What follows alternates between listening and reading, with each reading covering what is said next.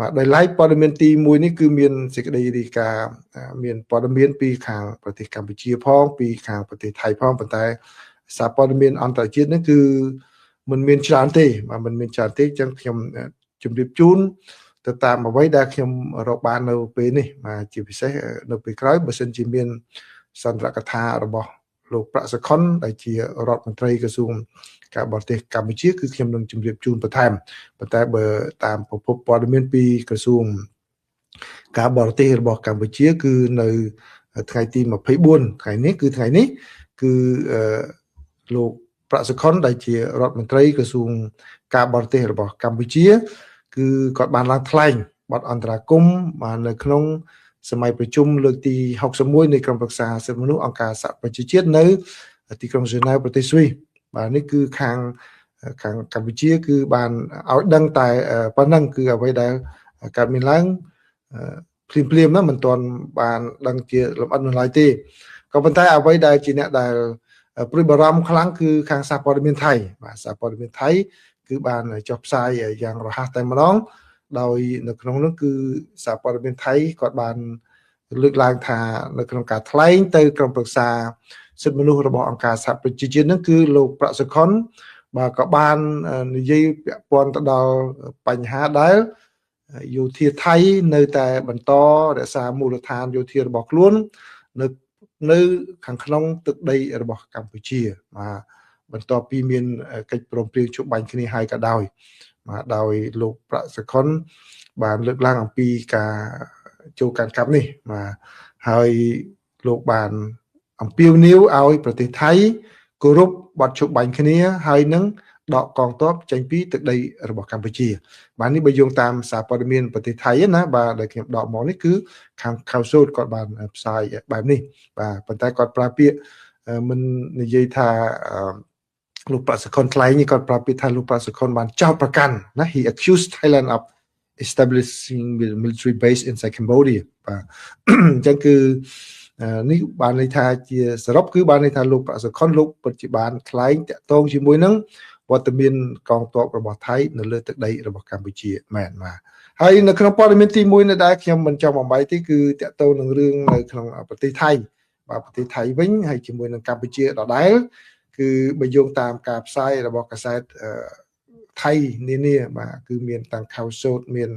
តាំងពី Nation ផងប៉ុន្តែខ្ញុំសូមដកយករូបភាពរបស់ Nation ហ្នឹងគឺខាងយោធាថៃបាទយោធាថៃគាត់បាននិយាយថាគឺឥឡូវនេះគឺមានការតានតឹងប៉ុន្តែខាងភាគីយោធាថៃនោះគាត់ខិតខំធ្វើយ៉ាងណាដើម្បីបន្ធូរបន្ថយភាពតានតឹងបាទដោយគាត់ចោទថាគឺកងកម្លាំងរបស់កម្ពុជាហ្នឹងបានបាញ់គ្រាប់ B បាទគាត់ប្រាប់ពី grenade បាទចូលទៅក្នុងទឹកដីរបស់ថៃហ្នឹងក៏ប៉ុន្តែសារព័ត៌មាននេះគាត់បាននិយាយដកសងសម្ដីមេទ័ពរបស់ថៃថាទាហានថៃបានបដិញ្ញាថាមិនសងសឹកវិញទេដើម្បីកុំឲ្យមានជួបនៅកំហុសបាទរឿងរ៉ាវនៅក្នុងពេលអតីតកាលកន្លងមកដែលមានរឿងរ៉ាវបែបនេះហើយថៃវិបកធ្វើឲ្យមានការប្រយុទ្ធគ្នាក៏ប៉ុន្តែថៃក៏មានគម្រោងនឹងលើកឡើងអំពីបញ្ហានេះនៅឯក្រុមប្រឹក្សាសិទ្ធិមនុស្សរបស់អង្គការសហប្រជាជាតិហើយចឹងបានន័យថាគាត់នឹងអនុញ្ញាតឲ្យលោកសៀស័កភូមិកាត់កែវនឹងថ្លែងអំពីបញ្ហានេះផងដែរពីព្រោះឥឡូវនេះគឺកិច្ចប្រជុំរបស់ក្រុមប្រឹក្សាសិទ្ធិមនុស្សរបស់អង្គការសហប្រជាជាតិបាទអ្នកដែលនិយាយនេះគឺលោកឧត្តមសេនីយ៍ប៉ាណាបាទដែលជាអគ្គមេបញ្ជាការកងទ័ពរបស់ថៃហ្នឹងគាត់បានធ្វើអត្ថាធិប្បាយហ្នឹងគឺតកតងជាមួយនឹងបាទអញ្ចឹងមែនគឺក្រប B បាទក្រប B40 B40 គាត់ថាគឺកម្ពុជាបាញ់ B40 ហ្នឹងចូលទៅក្នុងទឹកដីរបស់ថៃនៅក្នុងខេត្តស៊ីសាកេតបាទដោយ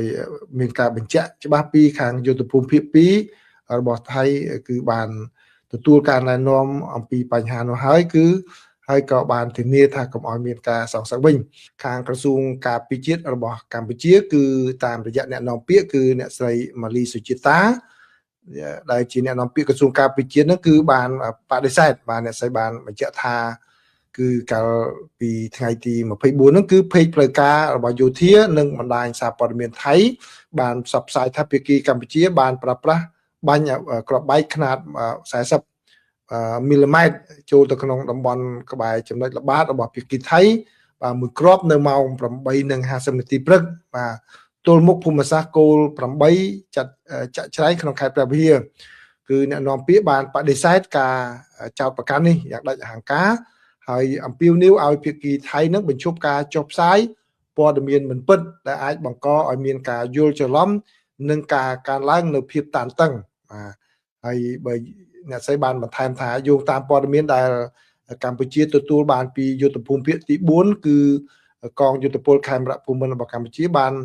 បញ្ជាក់ថាបន្ទាប់ពីឮសម្លេងផ្ទុះនិងសម្លេងបាញ់កំភ្លើងនៅខាងភាគីថៃគឺក្រុមទំនាក់ទំនងរបស់យុទ្ធភូមិភាគទី4របស់កម្ពុជានិងកងទ័ពភូមិភាគទី2របស់ថៃបានតាក់ទងសាកសួរនិងផ្ដល់ព័ត៌មានឲ្យគ្នាទៅវិញទៅមកលើករណីនេះរួចរាល់ហើយនឹងបានបញ្ជាក់យ៉ាងច្បាស់ទៅកាន់កងទ័ពភូមិភាគទី2របស់ថៃថាកងទ័ពរបស់កម្ពុជាមិនបានបាញ់ដោយការចោទប្រកាន់នោះទេបាទនេះគឺជាប្រតិកម្មពីខាងភាគីកម្ពុជាបាទហើយនៅក្នុងការវិវត្តមួយទៀតដែរការជួបប្រជុំរបស់ខាងរដ្ឋមន្ត្រីក្រសួងការបរទេសរបស់ថៃជាមួយនឹងរដ្ឋមន្ត្រីក្រសួងការបរទេសរបស់ខាងបារាំងបើយោងតាមសារព័ត៌មានថៃបាទគាត់បានរាយការណ៍ថារដ្ឋមន្ត្រីក្រសួងការបរទេសថៃគឺលោកស៊ីហាស័កភូមិកិតកែវនឹងគឺបានជួបជាមួយនឹងរដ្ឋមន្ត្រីក្រសួងការបរទេសរបស់បារាំងដោយភាគីទាំងពីរហ្នឹងគឺបាននិយាយតាក់ទងជាមួយនឹងបញ្ហាប្រឈមនៃទីតាំងភូមិសាស្ត្រនយោបាយនិងបញ្ហាសន្តិសុខនៅក្នុងតំបន់អាស៊ីអាគ្នេយ៍បាទដែលនៅក្នុងនោះគឺលោកស៊ីហាស័កភូមិកិតកែវនោះគាត់បានសរសើរបារាំងដែលបានប្រកាន់ជំហរអព្យាក្រឹតហើយនឹងទូនីតិប្រកបដោយការស្ថាបនាបាទនៅក្នុងការធ្វើយ៉ាងណាឲ្យមានសន្តិភាពនិងស្ថិរភាពនៅក្នុងតំបន់ជាពិសេសគឺតាក់ទងជាមួយនឹងបញ្ហាស្ថានភាពចំនួនរវាងកម្ពុជាហើយនិងថៃតាមព្រំដែននេះគឺគាត់ថាអរគុណបារាំងដែលនៅអព្យាក្រឹតហើយគាត់ក៏បានជម្រាបជូនប្រទេសបារាំងផងដែរបាទអំពីបញ្ហាមួយចំនួនដែលលោកស៊ីហាស័កគាត់ថាគាត់បកស្រាយអំពីរឿងរ៉ាវដែលបានកើតមានឡើងនៅតាមបណ្ដោយព្រំដែនដែលមានការប្រយុទ្ធគ្នានេះបាទហើយគាត់បានថ្លែងអំណរគុណដែលបារាំងអនុញ្ញាតឲ្យគាត់បានលើកឡើងអំពីបញ្ហានេះនិងផ្ដល់ឱកាសគាត់បានពន្យល់អំពីស្ថានភាពនេះបាទនេះគឺជាអ្វីដែលបានសារព័ត៌មានបានរាយការណ៍ឡើងហើយខ្ញុំសូមដកសងខ្លីៗជម្រាបជូនប្រិមិត្តដូចនេះបាទអញ្ចឹងសូមបន្ថែមយោបល់ខ្ញុំតិចបើឃើញមានខាងកម្ពុជាហ្នឹងគឺមានប្រតិកម្មពីអ្នកជំនាញផងដែរគាត់ក៏ពិនិត្យឃើញសម្ដីរបស់លោកស៊ីហាស័កហ្នឹងផងដែរគឺគាត់ថាកុហកច្រើនដែរបាទអញ្ចឹងគឺបាទឥឡូវនេះគឺវាជាទោះបីកុហកយ៉ាងណាក៏ដោយគឺយើងមើលឃើញថាថៃក៏កំពុងតែបាទផ្ដោតខ្លាំងទៅការធ្វើយុទ្ធនាការទប់ជាមួយនឹងកម្ពុជានឹងខ្លាំងដែរប៉ុន្តែតើគាត់យកជំហររឿងពិតប៉ុណ្ណាហ្នឹងគឺអាស្រ័យទៅលើកម្ពុជាអាចនិយាយឲ្យគេបានយល់អំពីស្ថានភាពហ្នឹងបូកផ្សំជាមួយនឹងស្ថានភាពជាក់ស្ដែងនៅលើដីអញ្ចឹងដូចជាសំខាន់ណាស់ដែលខាងវត្តមាន AOT ក៏នៅទីនោះហើយនឹងអង្គទូតនានាទៅពិនិត្យមើលស្ថានភាពនៅតាមព្រំដែននៅលើដីជាក់ស្ដែងប្រិមិត្តមួយចំនួនខ្ញុំជឿថាមកដល់ម៉ោងនេះចាប់ផ្ដើមមានការនឿយណាយនឹងវត្តមានរបស់ AOT ដែលមិនបានចេញសេចក្តីថ្លែងការណ៍អីក៏ប៉ុន្តែសំខាន់ដែរវត្តមានពួកគាត់នៅកំអាលថាអស់សង្ឃឹមអីបោះបង់ចោលការព្យាយាមអីបាទគឺនៅមានសារៈសំខាន់ដោយដែលលោកស្រីអគ្គរដ្ឋទូតរបស់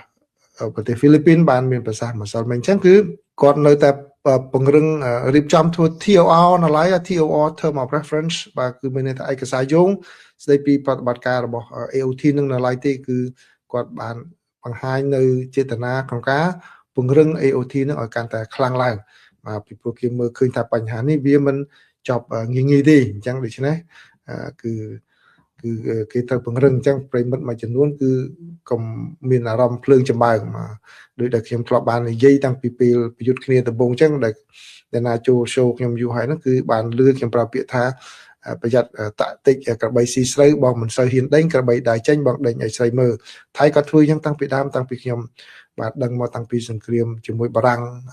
ហើយនឹងសៀមបារាំងជាអាណាព្យាបាលកម្ពុជាហ្នឹងគឺគាត់ធ្វើអញ្ចឹងឲ្យតែពីរឿងចប់ហើយគាត់ចាប់ផ្ដើមលូកចូលក្នុងមកពេលហ្នឹងបាទគាត់រំលោភតាំងពីដើមអញ្ចឹងតែម្ដងអញ្ចឹងសំខាន់គឺការ តស៊ូអត់ធ្មត់រឿងបញ្ហាហ្នឹងទេបាទយើងប្រើចិត្តត្រជាក់ខ្លះមិនអាចនឹងក្តៅបានទេពីព្រោះទំហំវាខុសគ្នារវាងសេដ្ឋកិច្ចកងទ័ពប្រជាពលរដ្ឋអីហ្នឹងបាទគោលបំណងរបស់ថៃចង់បានហ្នឹងគឺធ្វើម៉េចឲ្យមានការបែកបាក់ផ្ទៃក្នុងមតិខ្វែងគ្នាផ្ទៃក្នុងហ្នឹងឲ្យបានខ្លាំងហើយនឹងទី2គឺធ្វើឲ្យអ្នកដែលតទល់ជាមួយថៃហ្នឹងបើអស់សង្ឃឹមថាมันឈ្នះមិនអីទេបាទលែងប្រឹងលែងអីហើយគឺទទួលយកអ្វីដែលថៃឲ្យដាក់មកគឺទទួលយកអានោះជារឿងពីរដែលប្រិមិត្តទៅយល់អំពីបញ្ហានោះបើកាលណាអ្នកណាក៏ដោយដែលធ្លាក់ចូលក្នុងប្រភេទណាមួយនៅក្នុងចំណោមហ្នឹងគឺបាទនៃកំពុងតែផ្ដល់ឲ្យជ័យជំនះទៅថៃហើយហ្នឹងបាទ